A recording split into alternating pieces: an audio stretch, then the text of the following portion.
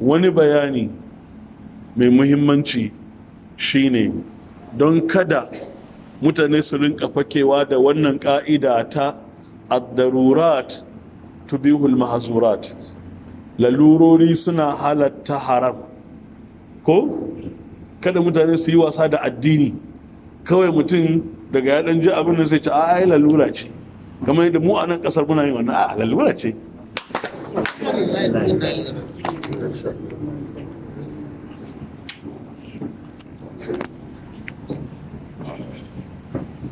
Abu kaɗan sai mutum ya ce ai lalura ce ta kama. A'a, me lalura?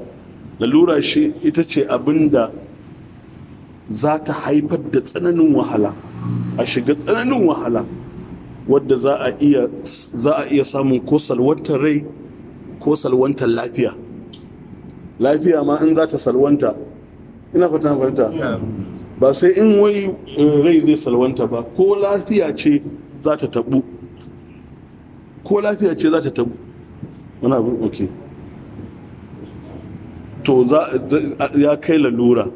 To sai malamai suka kuma fitar da wata ka'ida cewa ad-darurat tuqaddaru bi qadariha, su lalurori ana kaddara su gwargwadon hali. Ina fata fahimta, gwargwadon hali. In wato misali hali ya kama ka yi sallah a tsaye ko sai ka yi a tsaye, amma in za ka iya jingina amma a tsayen to kafa ka je ka zauna ko in kuma za ka iya yi a zaune ba tare da jingina ba, kada ka zauna ka jingina. ad-daruratu tuqaddaru bi qadariha, lalulori ana kaddara su da kaddara wasu ne. Ina fata an fahimta. Bari in fito muku baro-baro. Yanzu ana ta maganganun da suke ta yawo shine wato ainihin misali cewa kada a je masallaci, kada a yi kaza, kada a yi kaza, akan ɗabi'ar yadda cutar nan take yaduwa. To sai mu ce ad-daruratu tuqaddaru bi qadariha. Abin da yasa har yanzu muke sallah a masallaci a garuruwanmu saboda cutar nan bata yadu ba a garuruwanmu. Ina fata fahimta. Allah ya kiyaye. Allah ya kiyaye mu kai halin da za ta rika yawo a cikin jama'a. In fa lalura ta kai ba za a shiga masallaci ba, to musulunci almashakka tajlibu taysir, ko ba haka ba? Tsanani na haifar da wahala. Mutane sun kasa fahimta cewa masallacin Ka'aba an rufe shi, an hana zuwa umra. Masallacin manzon Allah sa an rufe shi, an hana zuwa ziyara. Don me yasa? Rayuka za su salwanta, lafiya za ta tabu, sai a ƙi amfani da wannan siffa ta musulunci cewa wato addini ne mai sauƙi, sai a bijirar da rayuwar mutane zuwa ga halaka. Ina fata na fahimta. Waɗannan da aka yanke wancan hukuncin, waɗannan bayanan da nake mana gwargwadon hali, gwargwadon ɗan ƙaramin ilimina, su ne fa madogarar da malamai suka yi hukunci a kai. Hukumar Saudiya ta ce babu umra, kuma wallahi tallahi wannan na daga cikin abin da ya kare ƙasashenmu daga yaɗuwar ciwon nan. Duniyar musulmi ta kare fa, ba wai Makka kawai da Madina ta kare ba, saboda duniyar musulmi ce take taruwa. Wannan ya zo daga China, wannan ya zo daga India, wannan ya zo daga Korea, wannan ya zo daga Afirka. Waɗanda suka zo daga China sun taho da cutan nan, an zo ana ɗawafi, ɗan Afirka da ɗan India da ɗan America da ɗan Europe da ɗan waye duk musulmi sun ɗauka, sun dawo garuruwansu, sun zo masallaci sun shiga. Ba a san cutar nan tana yaduwa ba. Mutum yana dauke da cutar nan kwana 14 bata bayyana ba, amma a wannan yanayin kafin ta bayyana kuma yana yada ma waɗansu. Yanzu da yaya duniyar musulmi za ta kasance?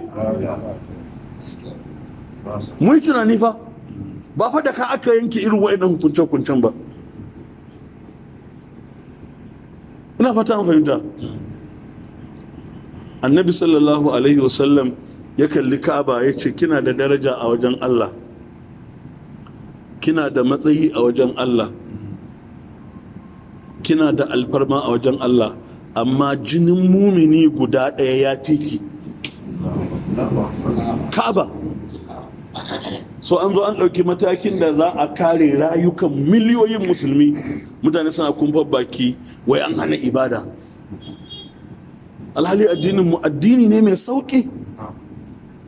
Na fata na fahimta. To waɗannan fa duka a takaice wato muke ɗan kakkawowa, kuma yadda za mu iya fahimta, kuma mu ma gwargwadon ɗan iliminmu da bai wuce cikin cokali ba. Sai kuma a koma kan misali duk bayanan da nake kawowa duka bayanai ne da suka shafi fiƙihu da usulul fiqhi da qawaid fiqhiyya da sauransu. Sai mu koma kan wato maqasidu shari'a. Ita shari'ar musulunci wa mece ce babbar manufarta? Ina fata fahimta. Babbar manufar shari'ar musulunci shine tabbatar da maslaha da kuma kawar da mafsada. Tabbatar da maslaha mece ce me abin da ya fi maslaha ga al'umma shi ne abin da musulunci shari'a take kokarin ta tabbatar. Sannan kuma wato akwai abin da ake kira al-kulliyatul khams, manya-manyan manufofin shari'ar musulunci, ko kuma ad-daruriyatul khams, manyan lalurori na musulunci da shari'a ta musulunci take kokarin karewa. Su ne wato misali hibzun nafs, ay hibzuddin kiyaye addini. Shari'a ta zo don ta kiyaye addini. Hibzun nafs, me kiyaye addini? Ai shi yasa aka ce wanda iridda hukuncinsa menene? Kisa, saboda kiyaye addini. An fahimta? Wanda ya yi isgilanci ma addini hukuncinsa mene?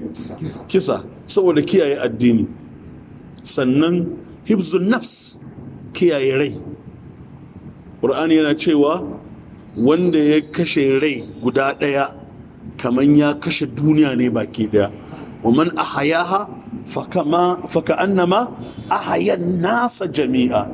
Kaman ya kiyaye rayukan mutane ne gaba ɗaya, wanda ya kiyaye rai ɗaya.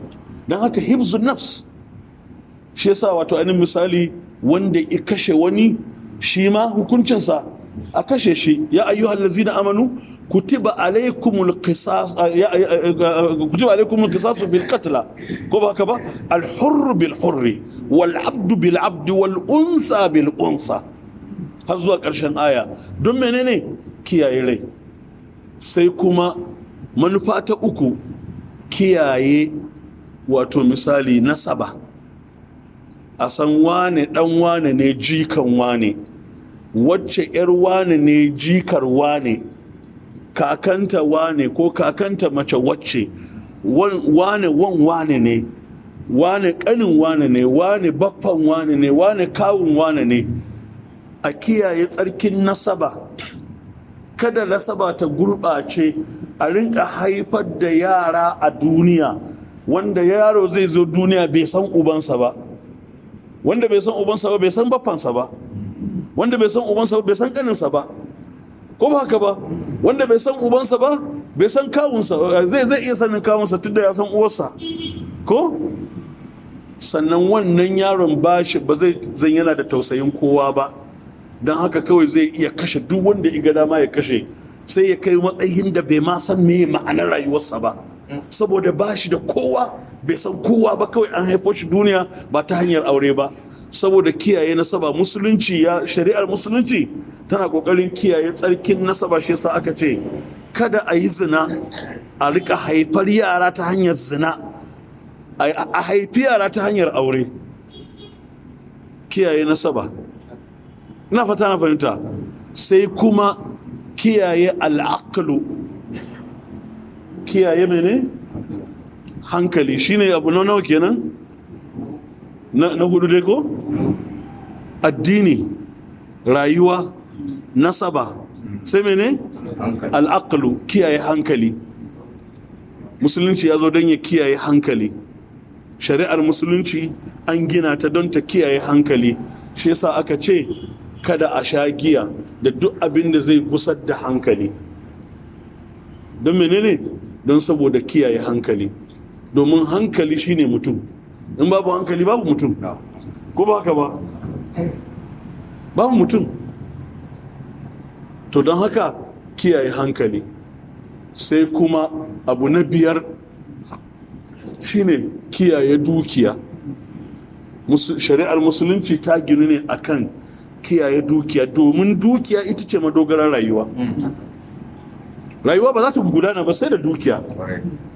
Shi yasa aka ce as-sariqu was-sariqatu faqdu aydihuma jaza'an bima kasaba nakalan min Allah.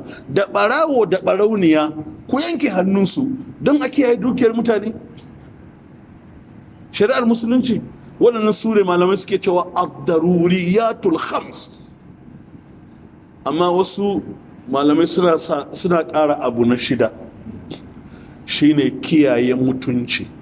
Shari'a tana kiyaye mutunci. Shi yasa wanda ya yi ma wani ƙazafi aka ce fajliduhum 80 jalda. In mutum ya yi ƙazafi ma wani ya ce ya yi zina, a shari'ar musulunci a kama shi a yi masa bulala 80 don a kiyaye mutuncin wannan mutumin. Ko kuma a yaya ake tabbatar da hukuncin zina, aka ce sai an samu shaidu guda 4 kuma dukkaninsu sun gansu suna hakikanin saduwa. In mutum ɗaya a cikin guda 4 nan ya ce shi dai ya gansu a lullube a cikin bargo ko a cikin mayafi, amma bai tabbatar da abin da suke yi ba, waɗancan guda 3 da za a kama su a yi musu hukuncin ƙazafi. Don menene? Don a kiyaye mutuncin wannan mutumin ne fa. Shari'ar musulunci kenan. To waɗannan daruriyatul khams kuma malamai sun jera su a gwargwadon muhimmancinsu. Suka ce wanda ya fi daraja gaba ɗaya a cikinsu, wanda ya fi girma shine kiyaye addini. Don me yasa? Saboda akan kai lokacin da ana buƙatar ka ba da ran naka da ake so, da shari'a take kiyayewa, ko ba ka ba? Ka ba da ranka don addini ya ci gaba, shi ne ka yi shahada ko? Na haka kiyaye addini yana kan gaba da komai. Amma kuma ana kaiwa wani yanayin da kuma wato ainihin misali akan haƙura da hukuncin addini don a kiyaye rai. Kamar yadda aka ce in mutum ga mushe nan zai mutu ko ya ci mushe don ya rayu. Ina fata na fahimtar yadda abubuwan nan suke. Akan wannan ne fa yasa gashi an ce a yi sallah a cikin jami'i, amma saboda an yi ruwa ga tsananin sanyi don kiyaye lafiyar mutane, don kada su shiga cikin tsananin wahala, annabi ce mai kiran sallah ce sarrufin rihal, ku yi sallah a gidajenku, ku yi sallah a ɗakunanku. Kun ga yadda wato abubuwa a musulunci suke, yanayi ke sa wato a samu kai a cikin wani yanayi. To wannan ita ce su ne maqasidu shari'a. To duka waɗannan gaba ɗayansu in za a dunkule sai a ce manufar shari'a ita ce tabbatar da maslaha da kawar da mafsada. To sai a zo kan kuma wani yanayin da za a samu kai a ciki. An shiga wani yanayi wanda da barna ko kuma cutuwa sun haɗu da amfanuwa. In kun yi wannan akwai amfanuwa, in ba ku yi wannan ba ko in kun yi kaza akwai cutuwa. Wato sun zo sun yi karo da juna, dole kuma a yi guda ɗaya. Ina fata na fahimta wannan. To wanne ne za a fara gabatarwa? Wanne ne za a fara gabatarwa? A yi abin da zai jawo amfani in ya so ɓarnar ta shigo? Ko a haƙura da abin da zai jawo amfanin nan a yi ƙoƙarin kare ɓarnan nan kan ta shigo. A ƙa'ida ta musulunci da ƙa'idoji da malamai suka gina maqasidu shari'a shine suka fito da ƙa'ida ta cewa wato misali dar'ul mafsada aula min jalbil manfa'a, ko kuma dar'ul mafsada muqaddamun ala jalbil manfa'a, wato tunkuɗe ɓarna ana gabatar da ita akan jawo amfani. Me amfani misali a nan, a zo sallah a masallaci, kaga iqamatus sala ne ko iqamatul jam'i a al'ummance sallah garkuwa ce ga al'ummar musulmi, ko ba haka bane? Sannan a ruhance, ko ba haka ba, inna salata tanha anil fahsha'i wal munkar, ko a ruhance sallah tana haskaka zuciyar musulmi, tana tsarkake zuciyar musulmi, tana samar da musulmi kusanci ga Allah tabaraka wa ta'ala. Kaga duka wannan manfa'a ne. Amma yanzu ilimi na kimiyya da likitanci ya tabbatar cewa wannan cuta duk sanda aka haɗu, ko a masallaci ko a kasuwa ko a ma'aikata ko a makaranta, cuta ce da take yaɗuwa a cikin iska, za ta iya shafar mutane. Kaga barna ta zo. Ina fata na fahimta. Akan ka'ida ta cewa ana gabatar da tunkuɗe barna akan jawo amfani, shine fa dalilin da yasa waɗannan malamai na duniya gaba ɗaya suka ce in ta kama a rufe masallaci don me? Za a kawar da barna. Kuma wannan shine fa dalili, wannan ita ce madogara da aka rufe Ka'aba, aka rufe masallacin manzon Allah sallallahu alaihi wasallam. Don mene? Saboda a kawar da barna. Mai ce barnar? Cuta da za ta shafi mutane. Kuma saboda a ka'ida malamai suka saka ce wata ka'ida waɗanda duka daga ayoyi da hadisan manzon Allah sallallahu alaihi wasallam, cewa ad-dararu yuzal. Ita cuta kullum abin da yake wajibi a kawar da ita. An aka ce cuta ba ana nufin cuta kawai ta lafiya ba, ko ba haka ba, cuta ko ta zalunci ko ta menene. Ad-dararu yuzal, ko kuma ad-dararu wato misali yudfa bi qadri al-imkan. Cuta ana tunkuɗe ta gwargwadon hali, ko a koma kan ad-darurat tuqaddaru bi qadariha. Su lalurori kullum ana kaddara su gwargwadon yadda tsananin su yake, ina fata an fahimta. To don haka waɗannan kaɗan kenan daga cikin wato ainihin misali ƙa'idoji na usulul fiqh da qawaidul fiqhiyya da maqasidul shari'a, waɗanda aka gina hukunce-hukuncen da ake yi. Shine in malami ya bushi iska kawai ya tashi kawai ba tare da la'akari da waɗannan ba, sai ya kwafsa. Ina fata an fahimta. Sai ya kwafsa, ya yi ta wato misali bankaura, ya yi ta hargagi da hargowa, alhali ba a kan ilimi ya gina matsayinsa ba. Za mu dakata anan insha Allah tabaraka wa ta'ala. Allah ya datar da mu. Allah ya sa mu dace insha Allah tabaraka wa ta'ala. Subhanakallahumma wa bihamdik, nashhadu an la ilaha